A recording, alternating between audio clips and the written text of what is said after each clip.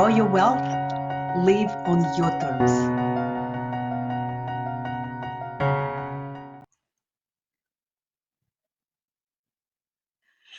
Hello, hello, hello. Welcome to the Dare to Change live series, Conversations with Experts. I'm Millen Livis, financial independence mentor for professional women. I help women become financially independent faster than they ever believed possible. So I'm going to start this series now because I think that I want you to learn from variety of amazing people who I come across to. And obviously, I like to share the expertise, the success of these people with you because I want to see you inspired, motivated, and taking aligned and inspired actions. Today, I have an amazing guest. Let me just bring her in. So her name is Linda Jordon, and Linda is just one amazing woman. But let me give you some specifics. She's a wife, mother, author, entrepreneur, and breast cancer survivor who currently owns and operates 5 companies and is the founder of her nonprofit organization, Breast Cancer Angel Network, Inc. Linda is a real estate investor, successful one, and we all want to have this, right? She is a leader in her community and a servant leader to all. She is a certified coach, trainer, and teacher with John Maxwell leadership team.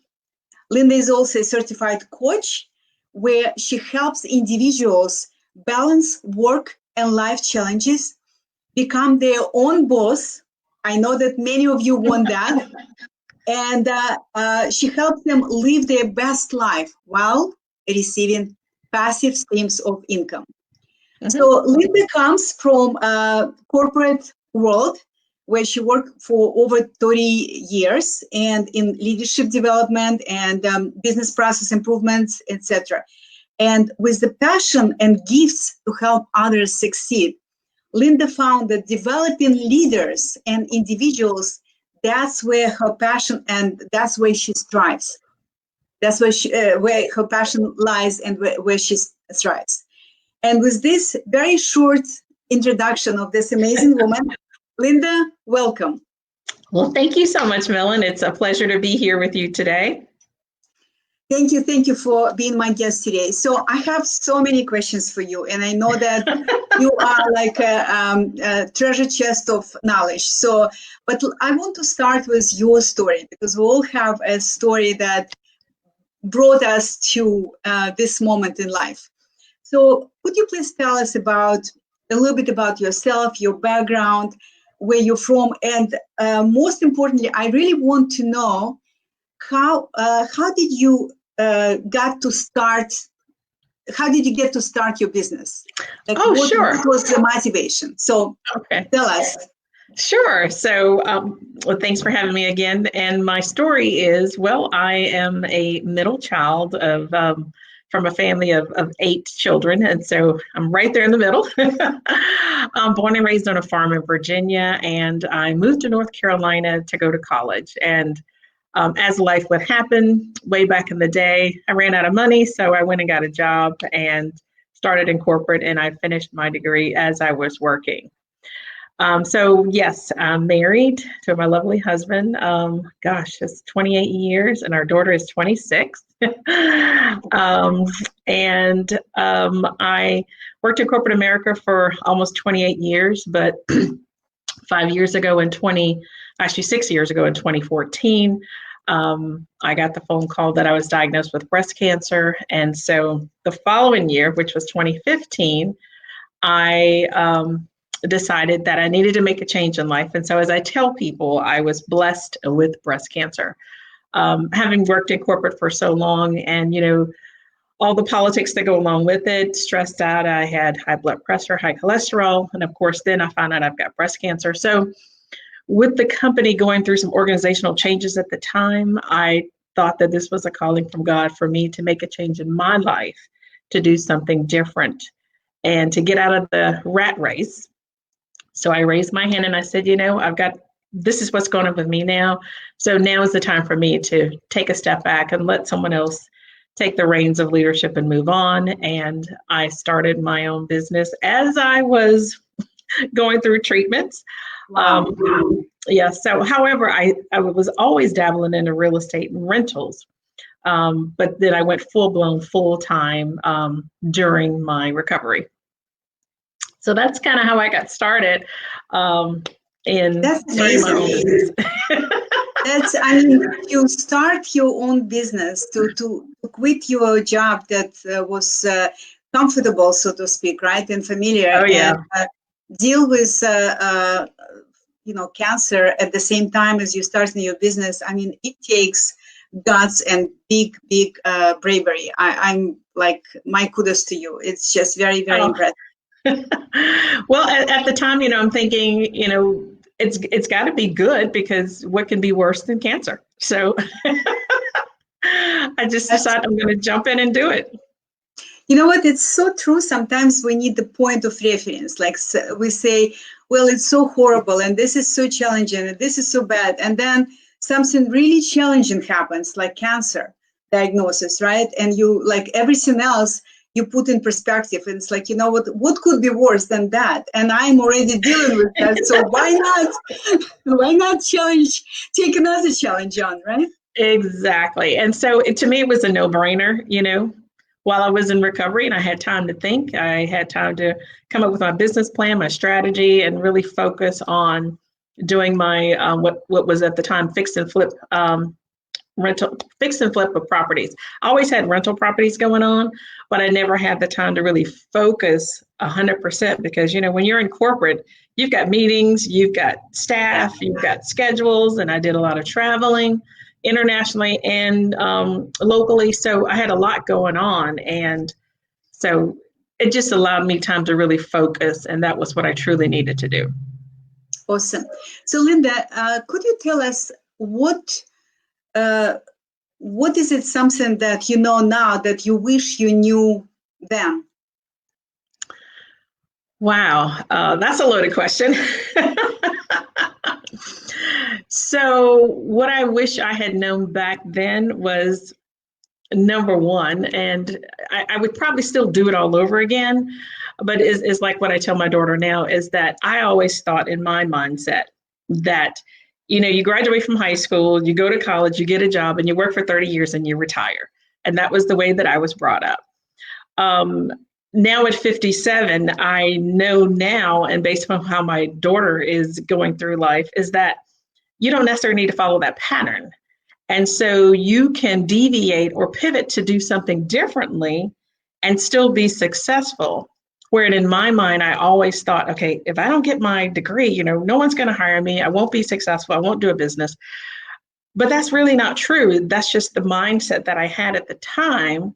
And I thought I had to follow that pattern or that pathway in order to be my own boss, to create my own schedule, to invest in real estate. And that really wasn't the case. So had I known that probably 40 years ago, I would have done things very differently. But of course, at the time, my mindset was conditioned to do things a specific way, not to deviate. And I think for those that are listening, to realize that you don't have to follow the typical pathway. That's such a great advice, because, and I think it pertains not only to young people, 20, 25, right. A lot of women in their 40s and even 50s, they stuck at the job that, like you said, it was a rat race, and they stuck at the job that they really hate, that basically drains their energy and kills their soul. I know I can definitely relate. And yet they think that this is it for them. They right. feel that, it's so scary to step out of the familiar and out of what they did last year and 5 years ago, etc. So once you shift this perspective, and if they follow your suggestion, that could create tremendous opportunities. It's like suddenly so many paths will open up for them, right? So that's yes. That's amazing. Okay, so I know that you very experienced real estate investor, and guess what? I want to pick your brain, and I want, especially our audience, I want them to get your brain. So here's what I would like you to share with us, because Sure. I consider you a real estate guru. So could you please share some advantages and disadvantages of Airbnb, for example, Mhm. and loan rentals, because I know that that's kind of the space you play in. Yes. So yeah, there are advantages and disadvantages of both. It just depends on what your thought process is, or what your strategy is, what your goal or objective is. So with long-term rentals, of course, you have tenants is what most people call, but I like to say residents. So you have someone who is in your property or renting it for a year. Sometimes you may do 2-year plan. And so that's income that's constantly coming in. And the advantage is that, if you have a mortgage, then that person is basically paying your mortgage. So that's one of the advantages. One of the disadvantages could be that, if you do not vet your tenants or residents properly, and then you have someone inside who is renting, but they may not be a consistent payment person that pays their rent on time, then you're constantly having to fill that vacancy. So that's some of the one of the disadvantages, because oftentimes I hear people say that, oh gosh, I don't want to be a landlord. And that may be because they may not know all the specifics or the nuances of being a landlord. So oftentimes what they do is they hire someone else to manage the property for them. And I'm all for that, because I do the same. But for me, the best thing to do is to learn and understand how to do it yourself. And you want to learn how to do it yourself, because although having a property manager is great, you do have to manage the property manager. And oftentimes people think, well, I have someone managing that, I don't worry about it. Well, that's not the case. And that's one of the disadvantages, that they forget that you still have to make sure that that property manager is doing everything, following your expectations of managing that property, making sure things are done correctly. So that's one of the advantages and disadvantages. Great to have a property manager, but the disadvantages is if you just let them do whatever and you're not checking in on them, that's a disadvantage. So it can give landlords a bad taste in their mouth. When it comes to Airbnbs, I actually love Airbnbs. So right now I only have one, but I've thoroughly enjoyed it. And to me, it provides the opportunity to allow people to visit your home and have a nice weekend. Or if they're right now with COVID going on, there are traveling nurses or doctors that may need to utilize an Airbnb. And I think that's a great convenience. It gives them a sense of home, as opposed to staying in an apartment or in a hotel for depending on what location they're in. With an Airbnb, you do and can get probably more rental income in a month than you would if you had a traditional long-term rental. And that's because you're having people come in at different times. So those are some of the advantages. I haven't seen a disadvantage in Airbnbs at this point. Some may say it's a disadvantage, but one of the things that you do have to do when you're setting up an Airbnb is that the upfront cost is more, because you want to make sure that you have the property set up with just like you're going to live there. So completely furnished.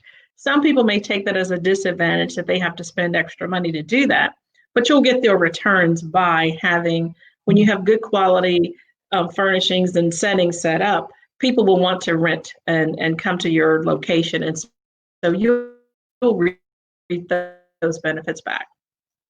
Mm-hmm. Thank you so much for covering this. It's very fascinating.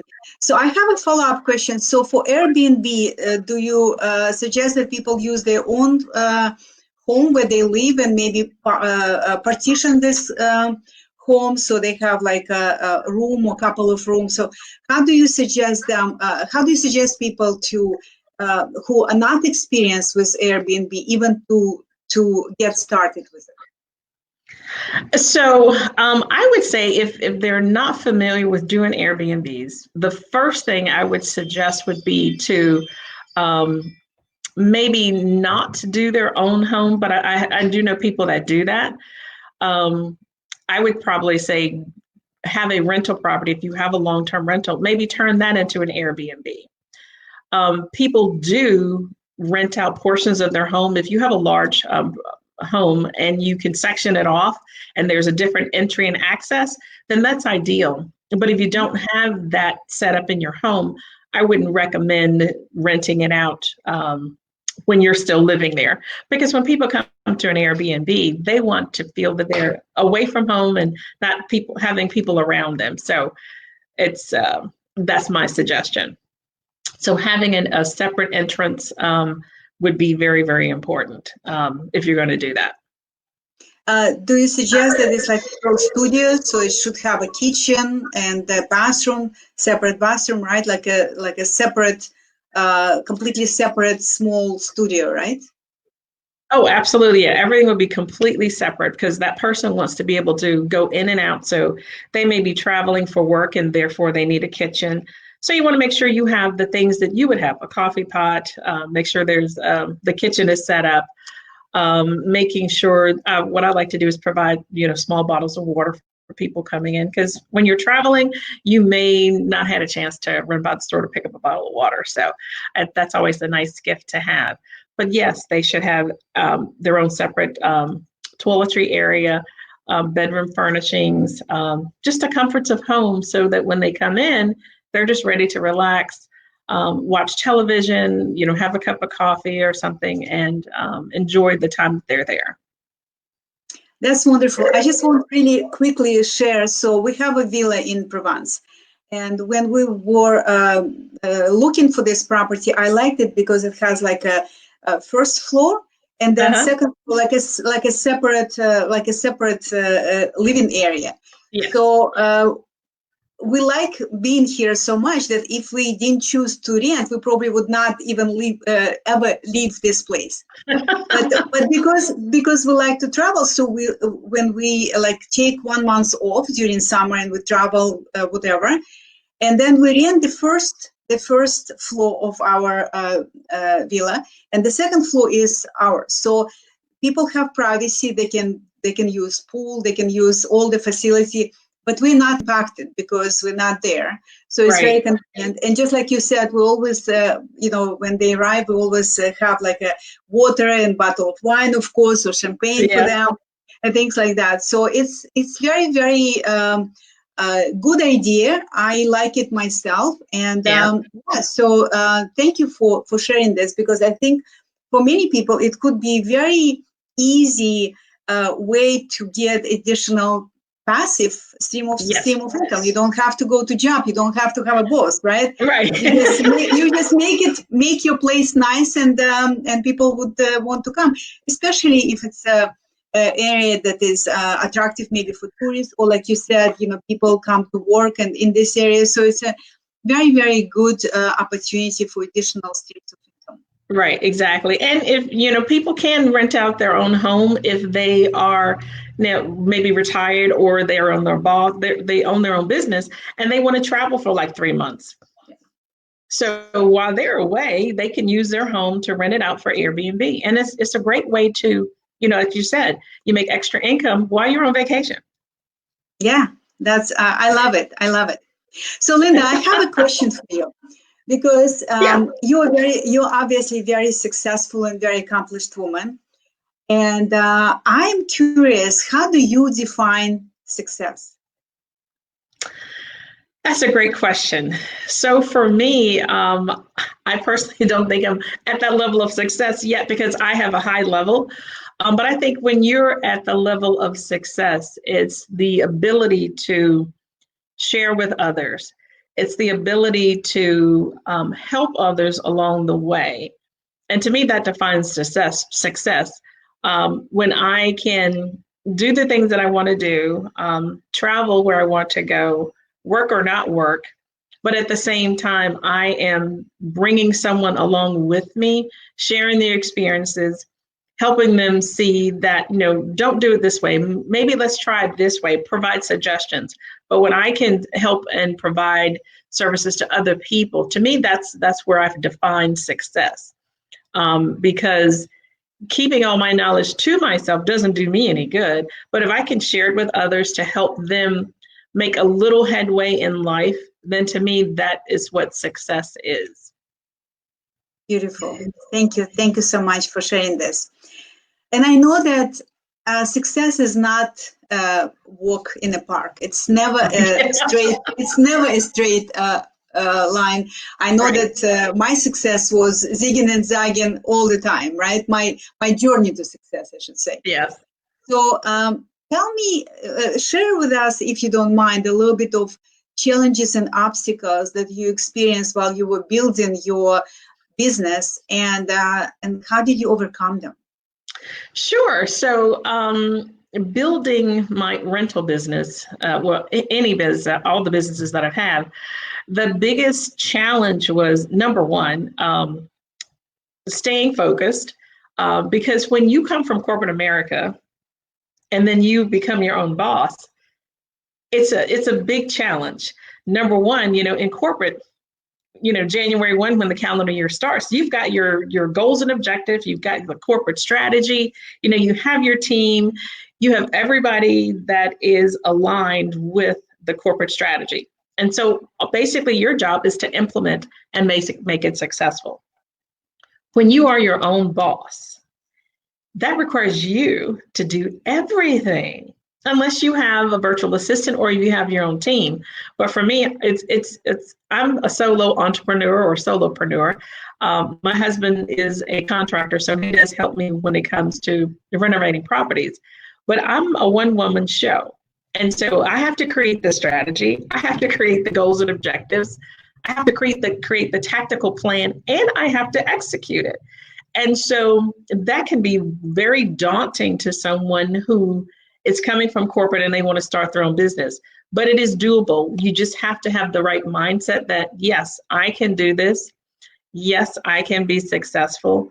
And yes, I will reach out to friends or colleagues or people in your network to help you along the way.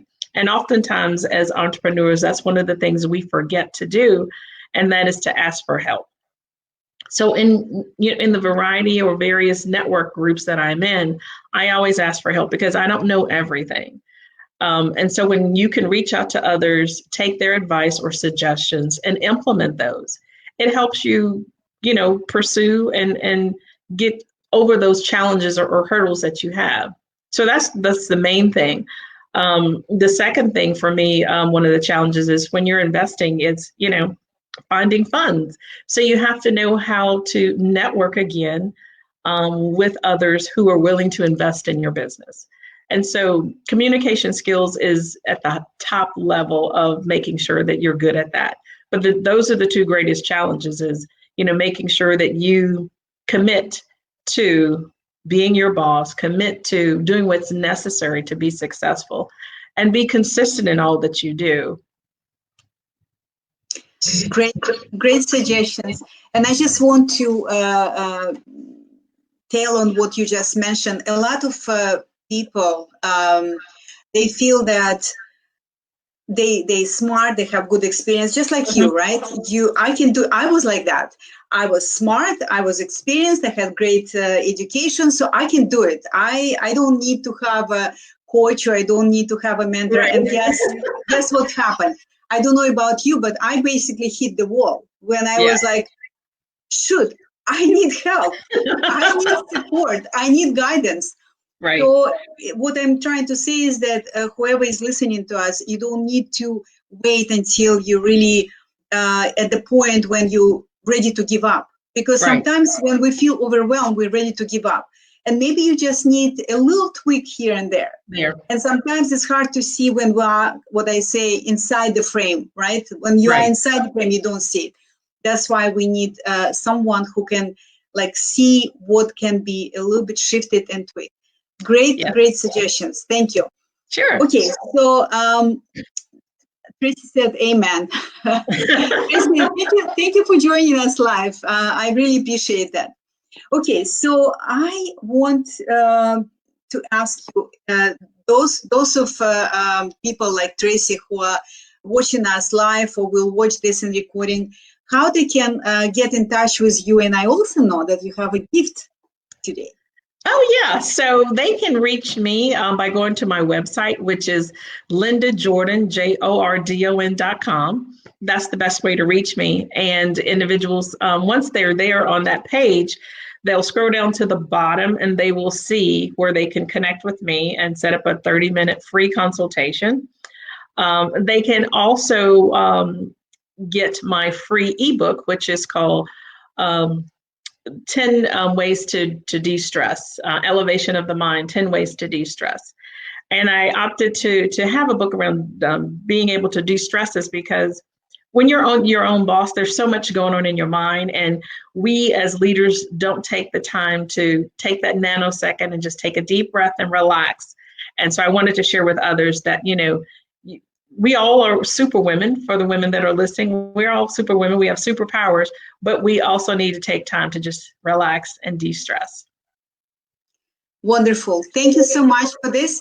So I just want to say, all of you who are watching and listening, all the links would be in the comments, would be in the description of this video. So don't worry if you didn't write exactly the spelling and stuff like that. I will definitely make sure that it will be available for you.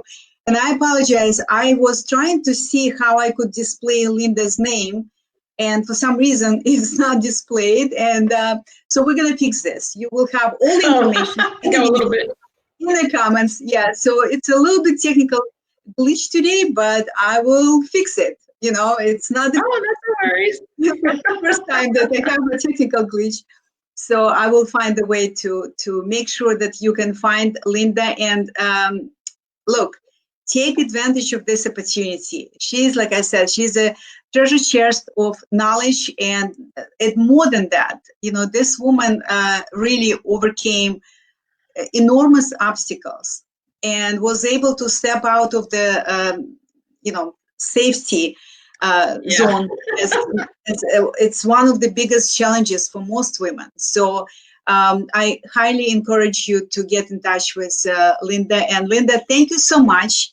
Thank you for taking time today to talk to our people and, share your knowledge and share your experience and share your challenging journey. And look where you are right now. Isn't it amazing? Isn't it? Yeah, amazing? It is. It was a little scary when I first started, but looking back, I wouldn't change anything at all. I really wouldn't. I miss my staff tremendously, but I don't miss the work. And so, if I was still in corporate, I wouldn't have this opportunity, most of all, to meet you personally and to, do an interview with you. So for the people that are listening, we all go through different challenges in our lives. But if you have a passion for what you love, the 9 to 5 pays your bills. However, you need to stick with your passion, because at the end of the day, that too can pay your bills as well. And more, right? And so, when people get their passion back, they can have more time for themselves, more time with friends and family, and still make money passively. And so I just want to make sure that people that are listening understand that, don't get stuck in that rat race. And don't wait to retire when you're 65, because what happens is a lot of times when you wait, your health may not be where it needs to be. And then you don't get to enjoy those benefits that you worked so hard for. So I am now enjoying my benefits while I can smell my roses. Amen to that. Amen to that. I couldn't say it better. And Tracy said, you ladies are awesome. Tracy, what you see in us, you have in you. Right? Oh, absolutely. That's exactly right. So, Linda, thank you again very much. And everybody who is watching us, thank you for tuning in today. I really appreciate your time. And guess what? I'm going to bring a new amazing guest for you to connect. So tune in. Make sure you tune in next week and the week after, because you're going to see some really brilliant people, just like Linda Jordon today. Thank you so much. It's been such a pleasure and a blessing to have this time with you. So thanks so much, Millen. Thank you. My pleasure. All right. Bye now. Bye, everybody.